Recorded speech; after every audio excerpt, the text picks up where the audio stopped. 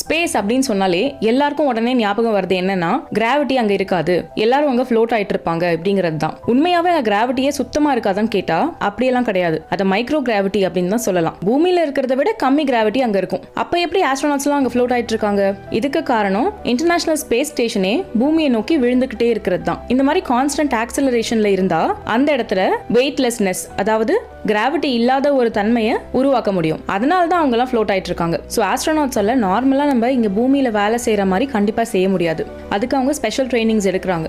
But இருந்தாலும் mind அதுக்கு adapt ஆகிறதுக்கு கொஞ்சம் நேரம் ஆகும். இப்போ பூமியில ஏதோ ஒரு விஷயம் உடஞ்சு போயிடுச்சு, அதை ஃபிக்ஸ் பண்ணணும்னா நம்ம அதுக்கான டூல்ஸ் எல்லாம் அழகா ஃப்ளோர்ல அடுக்கி வச்சுட்டு அங்கிருந்து எடுத்து ஒன்னா சரி பண்றதுக்கு யூஸ் பண்ணிப்போம். ஆனா இதுவே ஸ்பேஸ்ல ஒரு விஷயத்த சரி பண்ணணும்னா அந்த டூல்ஸ் எல்லாம் அவங்களால கீழே எங்கேயும் வைக்க கூட முடியாது.